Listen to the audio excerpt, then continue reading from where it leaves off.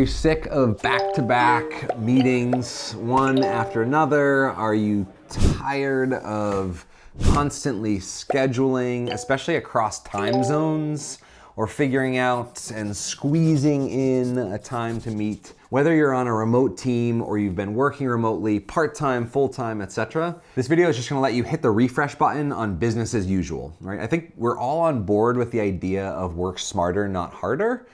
But what about communicate smarter, not harder?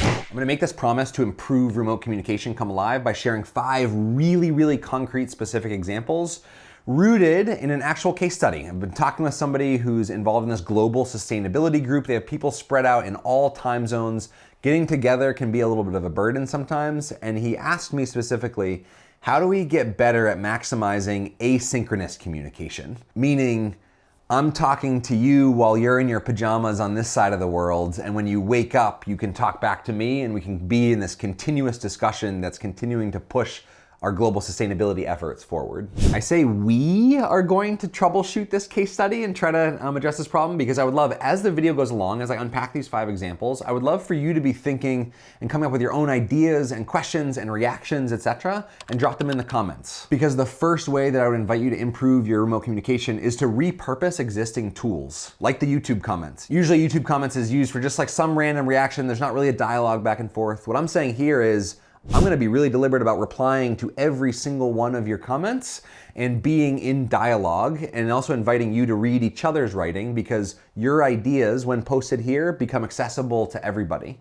And so the longer, in theory, the longer this video lives on the internet, the more valuable the comment section gets. That's idea number 1. Repurpose the current tools that you're already using. Rather than introducing any new ideas, initiatives, tools, etc., what are you already using to communicate? For example, you're probably using email. No matter what context you're in, you're probably using email as a back and forth. So one way to repurpose that tool is to say, what if every single email that you sent in February, you invited everybody in your group to have a PS at the bottom with a question that you'd love responses to. Just to develop further connections and context within the group. Your question could be about something content specific or about something just personally to get to know somebody. But the idea is, all you're doing is saying, add a deliberate question to the end of your emails to create this whole little sub-layer of organic dialogue that, if you were at a conference or a meeting, might happen in the hallway, right? Just make it happen in the bottom of your email in the PS section. Every email goes back and forth. It adds an extra 60 seconds to a reply, and yet it could create some really great ideas, opportunities, future connections, etc. Especially when you meet synchronously, you've got something really lovely to talk about because you've been in dialogue all along, right? Asynchronous communication has the ability to build a really excellent bridge in between your synchronous touch points. Second idea I'm really excited to share with you, because I just did it myself. So I'm gonna be hosting a remote retreat. There's gonna be 20 people showing up to this remote retreat. We're gonna be focused around how to make virtual engagement easy. And so the people that come out of this retreat, I want to be leaders in the way that they think about how to communicate virtually. Rather than explaining it to you here, I'm just gonna bring you right into the form. Here we go. Part of the intention of our retreat and our time together and this program is to stretch and push the boundaries of what is possible in terms of remote connection and engagement. And so I've got an experiment for you, and I'm quite excited about it. So in this form, it's essentially a conversation where, imagine if I or anybody else that was attending the retreat sat down next to you and said, hey, what's your name? You probably would type your name. You might share your last name. And if you were at a We and Me retreat, you might get handed a WeConnect card and skip past some of the small talk and choose a question to answer. And so this form's gonna ask you to get started, choose a question that you would like to answer. And so you can ponder which one. Let's say I choose, what's the strangest food I've ever tried? And the next question's automatically gonna say, so, what's the strangest food you've ever tried? And I'm gonna type rattlesnake. So on and so forth. I'm gonna ask Eliza, our director of details, to take all the responses from that form and put them in a really beautiful, nice Google Doc form. And then I'm gonna send to the group the link to that Google Doc with access to comment. And I'm gonna invite them to go throughout the document and tag and comment on specific items, right? So essentially what that creates is all this data laid out in a Google Doc as if this conversation happen between everybody, as if everybody introduced themselves.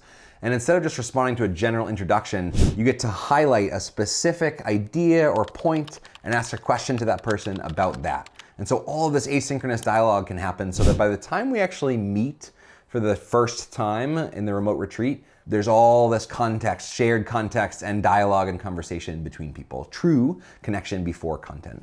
Number 3, if you want to improve remote communication, Parkinson's law. In short, Parkinson's law is the idea that the amount of time you have is the amount of time something takes. And so if you want people to communicate asynchronously, put a deadline to it. If I sent that Google Doc out to all retreat participants saying, hey, just be in conversation with each other, not gonna work super well. Whereas if I said, hey, I'm sending out this retreat document, can you ask 3 questions on the document and give 3+ responses by this Friday? Right, what I'm doing is condensing the amount of time that people are communicating. So 20 people sending 3 questions and 3 responses all in the span of a week or 4 days is much faster, a little bit more lively, as opposed to spreading it out across a month. And so just take your asynchronous communication and Parkinson's law, the amount of time you have is the amount of time something takes, put a deadline to it. Deadlines are your friend when it comes to communication. 4th idea, use video, right? There's so much email, there's so much Slack, there's so much WhatsApp, there's so many text messages going back and forth. And yet there's so many platforms that allow us to communicate either over audio asynchronously or video. So I love using Loom to record a personalized video and embed it right into an email. You can screen share, creates all this lovely depth. It's so much more personalized. Can you imagine if I sent you this video except it was all written out in text? There's so much more life in video. We're actually sitting down one-on-one right now. It's such a powerful medium to be able to connect with another human being. In addition to Loom, I love using Video Ask, which is created by Typeform. I'm a little bit biased because they're a previous client, but Video Ask, you can essentially ask a question via video and invite them to respond. If you go to the wean.me website linked below, on a couple pages, you'll actually see a little circular icon of my face waving, and you can click it open, and that's an example of a video ask. So you can both embed them into websites, but you can also just send them out as a link to collect video responses, audio responses, and text responses. Super simple tool, totally worth checking out. And they've got a free plan, and so does Loom. 5th idea would invite you to take any synchronous time that you have together to plan for the asynchronous communication that's gonna happen in between. For example, the Global Sustainability Group might set a synchronous session to say, if we were to write a book on best practices to reduce the carbon footprint as an organization, what would be the title of the book? What would be the outline of the book? So we might meet on that just to brainstorm and come up with a couple ideas, larger sections of the book. Asynchronously, you can put that outline into a Google Doc and say, hey, between now and February 12th, can you go in and write a 1-paragraph chapter in this book? So you pick which part of the outline you add to and just collaboratively actually write a book together. That's such an interesting way to communicate that we just haven't thought of, right? So again, repurposing tools, Google Docs, for just something really creative as a project, right? And you can really build that up of like, hey, we're writing the book doesn't need to be published. The idea is that you're taking everyone's ideas in a collaborative document and putting them together and making them accessible for all. Can you imagine if you were at a conference and all of the side conversations, if you just took all the really golden nuggets of those and turned them into a podcast?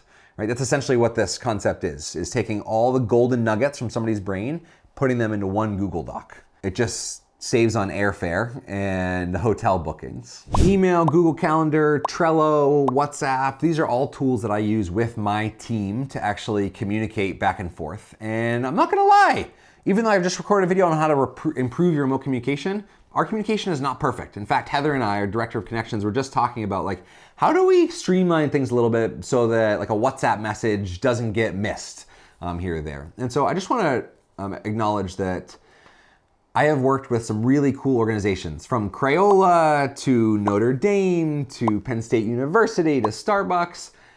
100% of all of my clients have said, we would really love to get better at communication.